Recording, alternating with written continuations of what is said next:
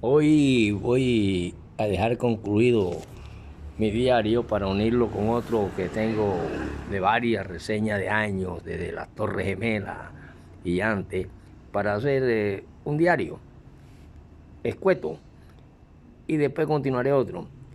Domingo 29 de octubre 2023, me tomo mi tinto y me preparo para ir a las urnas. Y me preparo para ir a las urnas. No sin antes terminar el tema de Arde Bogotá y los hititas. Sí, querido profesor, termínenos eso porque es muy hermoso. Nosotros como jóvenes no sabíamos esas cosas. Sí oíamos a los abuelos hablar que aquí en Barranquilla, mientras la violencia se recrudecía en las veredas, en los pueblos del interior, hablaban los comunistas, hablaban los socialistas, hablaban los liberales, los conservadores, pero la capa de escribanos, o sea, los intelectuales, que es la clase social, que se le llamaban escribanos en aquella época, y se encontraban en el Café Roma. Entre eso estaba Márquez, estaba Cepeda, estaba Figurita, estaba Vargas, en una cantidad pues mayores, y hablaban, y intelectuales sin ninguno rajuñarse, pero mientras se sacaban las tripas allá en el interior por esta cuestión de la muerte del candidato y uno de los grandes líderes el pueblo, y que el pueblo amó, como llaman al presidente actual de la República de Colombia, Gustavo Petro, un hombre de proyectos y de cosas. En cambio, según los grandes sabios, el presidente de la seguridad, Álvaro Uribe Vélez, nunca ha sido inteligente, nunca ha presentado un gran discurso, un gran proyecto, sino se dedicó única y exclusivamente a crear grupos que han sido la vergüenza mundial y del ejército colombiano.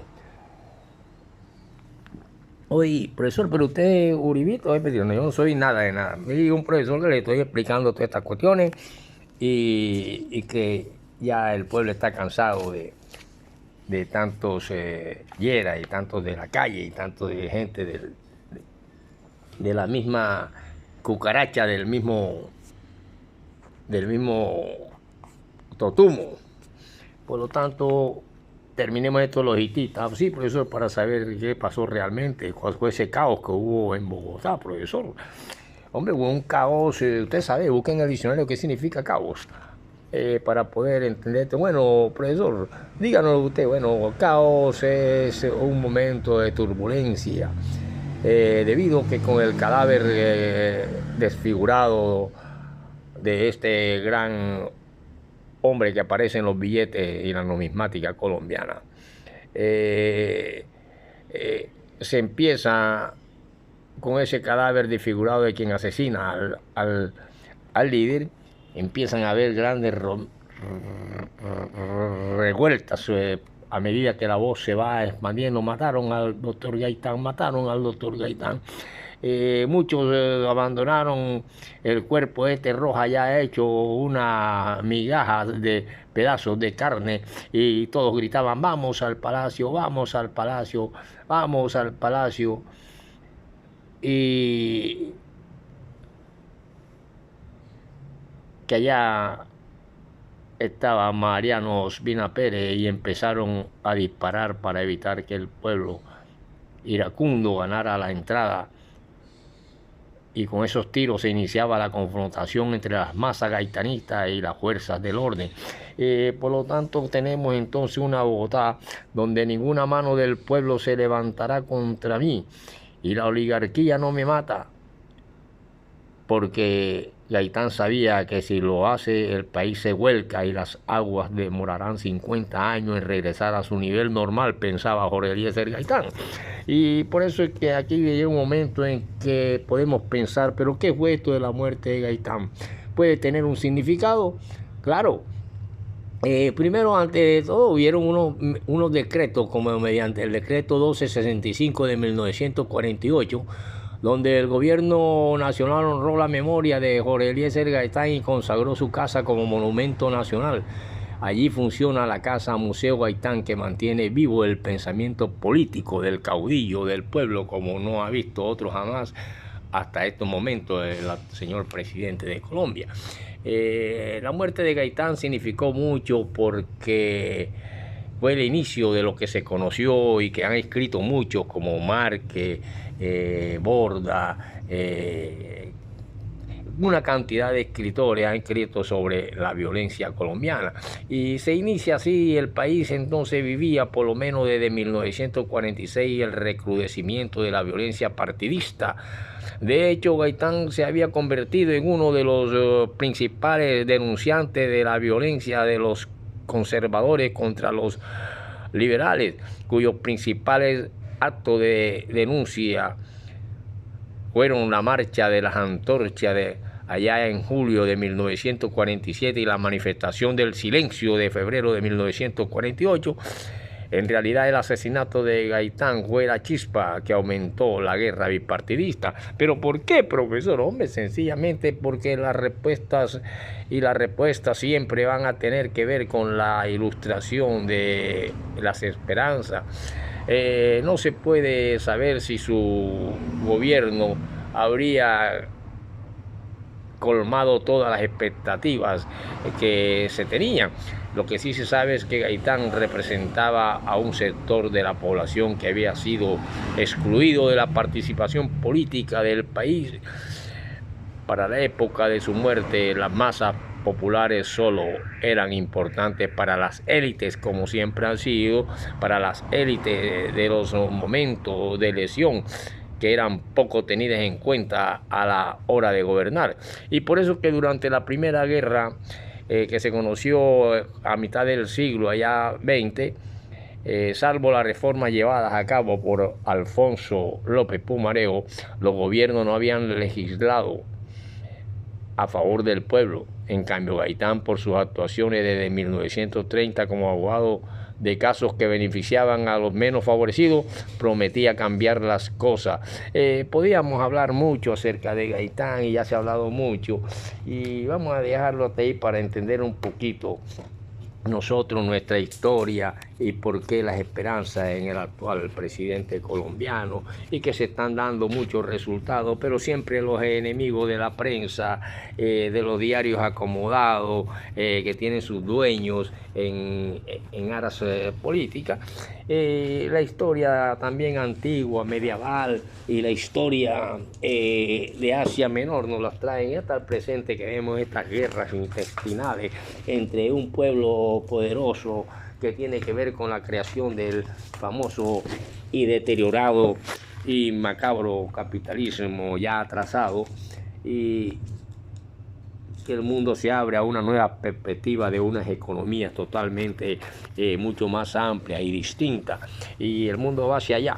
Por lo tanto, quiero decirles, sí, compañero, oye, profesor, díganos eso, ¿qué quiere decir eso que usted estaba diciendo, y que los chitas, ¿qué es eso? Los hititas. Sí, los hititas, como vimos, procedían de aquellos Balcanes antiguos, dináricos, que tenían una fisonomía de nariz larga y frente hacia atrás. Hablaban una lengua del grupo Kentún, caracterizada por comenzar las palabras en una forma de K, como la de los alemanes. Y las maldiciones no se cumplieron.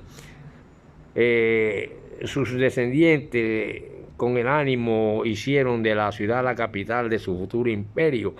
Era la época en que la capital de su reino y un comienzo estaban en lo que se conoció como la parte exterior de la ciudad de Hattushas, que sería con el tiempo su capital. Y había un rey llamado Amital, y este compuso imprecaciones y maldiciones contra quienes habitaban en Hattushas. Las maldiciones no se cumplieron, y fue descendiente, tal vez él mismo con sus descendientes, hicieron lo que se conoció como la ciudad capital de su futuro imperio. Los hititas procedían, según se cree, ya como le dije, de los Balcanes, pero entonces había un rey llamado Khashoggi en el siglo XX a.C., como le dije, que se tomó una monarquía y se formó con esta monarquía y viene a ser una confederación de señores locales que correspondían a las diversas regiones de la actual Turquía, como le dije, y por eso que por allá en los siglos XIX a.C., de Jesucristo, en Azusa, reina un tal Morsil I, cuya fecha aún no se conoce con exactitud, pero seguro que él fue quien saqueó a Babilonia sin destruirla y volvió a sus bases. Por lo tanto, estos hititas tendríamos como alrededor de unas 7, 8 clases para poder entender su época de esplendor, su rivalidad con Egipto, allá cuando Shubilumi en los años 1800, 1380, 1348 a.C.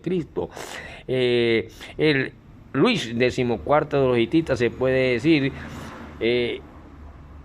y cuando lo comparamos es algo más que una frase. Aquel monarca tuvo más de un punto de contacto con el brillante rey de Versalles, conocido con la decadencia de su gran imperio. El egipcio, cuyas provincias circunvaladas contribuía a separar mediante intrigas, ciudad por ciudad, territorio por territorio, como hacía Luis XIV con las provincias de Flandes en tiempo de Carlos el Hechizado. También hubieron unas grandes guerras con Egipto bajo sus sucesores Armando y Mursil II, allá en el 1345 a 1315 antes de Jesús, y estalla una revolución. Bueno, no dice exactamente antes de Jesús, pero sí ya en el 1345 a 1315 nos está diciendo que sí son antes, porque ya sabe que esto va de aquí para allá, y estalla una revolución que se conoció como interior, mientras los egipcios tratan de reconquistar las pérdidas de aquellas provincias de Siria. Y el gran conflicto con Egipto estalla bajo este hombre llamado Muwatalli, allá en el 315 al 290, contemporáneo de Ramsés II, quien estuvo a punto de caer prisionero de los hititas en la batalla de Kadesh. Y continuaremos en la próxima, o los insto a que busquen e investiguen sobre los hititas para que vean su cultura, su arte, su cuestión y sus formas guerreras que todavía están y creo que van a entrar en escena ahora con la guerra palestino-israelí, por ahí se están mencionando y que son bravos guerreros. Continuaremos en la próxima, queridos estudiantes.